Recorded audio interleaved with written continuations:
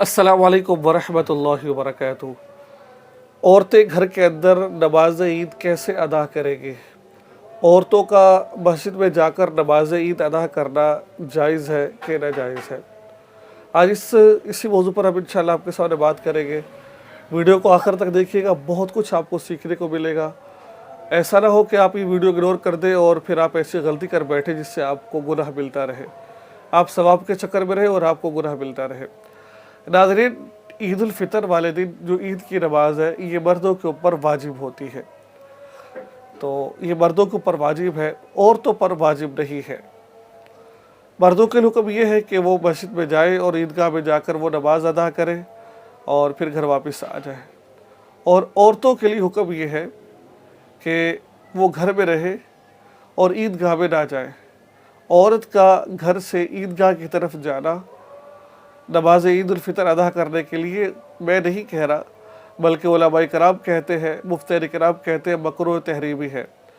रसूलुल्लाह सल्लल्लाहु अलैहि वसल्लम के ज़माना मुबारक के अंदर आप देख लीजिए कि एक औरत अल्लाह के नबी के पास आई और आकर अर्ज़ किया, रसूलल्लाह मेरी ख्वाहिश है कि मैं आपके साथ नमाज अदा करूँ। तो रसूलुल्लाह सल्लल्लाहु अलैहि वसल्लम ने इरशाद फरमाया, बहुत अच्छी ख्वाहिश है, लेकिन औरत की नमाज मस्जिद की बजाय घर में ज़्यादा बेहतर है, और घर में भी उस कमरे के अंदर ज़्यादा बेहतर है जो सबसे ज़्यादा पढ़ने वाला हो। यानी कि बरामदे से बेहतर है, सेहत से बेहतर है बरामदे में, बरामदे से बेहतर है कमरे में। तो ये उसके लिए बेहतर है।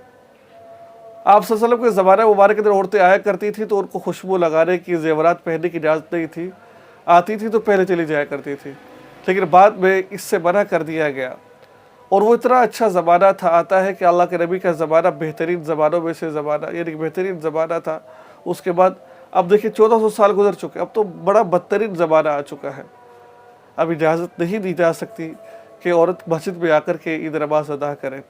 हाँ, औरत अगर बापर्दे के अंदर है, यानी कि किसी जगह इंतज़ाम है, बापर्दे का इंतज़ाम है, वहाँ पर कोई शरीयत की हुदूद की पाबंदी नहीं की जाती है, वहाँ पर मुकम्मल बापर्दे औरतें जाती है और वहाँ कोई ऐसा मसला नहीं है।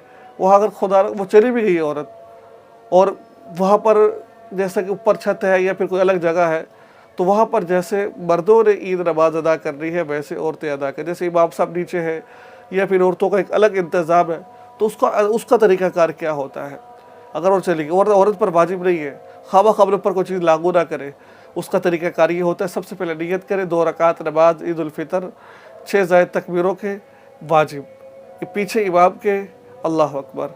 अल्लाह अकबर क्या है, फिर सुबहानल्लाह पढ़े, औज़ु बिल्लाहि बिस्मिल्लाह पढ़े, फिर 3 तकबीरें कहे अल्लाह अकबर, और 30 तकबीरें में हाथ बांध ले। ठीक है, उसके बाद फिर इमाम साहब किरात करेंगे, किरात के बाद रुकू करेंगे, रुकू करें, 2 सजदे करेंगे, 2 सजदे करें, फिर दूसरी रकत के लिए इमाम साहब खड़े हो जाएंगे, फिर इमाम साहब किरात करेंगे, अल्हम्दुलिल्लाह पढ़ेंगे, सब सूरत में जाएंगे। अब रुकू में जाने से पहले 3 तकबीरें कही जाएगी, अल्लाह अकबर आपने हाथ छोड़ देने, अल्लाह अकबर आपने हाथ छोड़ देने, अल्लाह अकबर आपने हाथ छोड़ देने। जब चौथी अल्लाह अकबर कहेगा इमाम साहब, आपने रुकू में चले जाना है। तो कुल 6 तकबीरें होगी, 3 तकबीरें पहले कही, यानी कि 3 तकबीरें पहले कही तो अल्लाह अकबर, 2 में हाथ छोड़ देना, तीसरे में हाथ बांध लेना है। जो रुकू से पहले दूसरी रकत में है वो तीनों में हाथ छोड़ना है, चौथी में आपने रुकू में चले जाना है। तो ये तरीक़ाकार है। अगर और याद रखिए कि ईद वाले दिन, ईद उल फितर के दिन, जब तक ईद की नमाज नहीं हो जाती, इशराक की नमाज़ पढ़ना, चाश्त की नमाज़ पढ़ना जायज़ नहीं है। अब औरत अगर पढ़ना चाहे, औरत को चाहिए कि तैयार हो शोहर के लिए, खुशबू वगैरह लगाए शोहर के लिए उसके बाद फिर जब ईद की नमाज हो जाए इलाकों के अंदर, तो फिर अपनी वो चाश्त इशराक की नमाज़ पढ़ सकती है। तो ये था नमाज ईद अदा करने का तरीका जो मैंने आपको बताया। घर में औरत नहीं करवा सकती, क्योंकि औरत इमाम नहीं बन सकती है। तो दुआ में याद रखिएगा। अस्सलामु अलैकुम व रहमतुल्लाहि व बरकातुहू।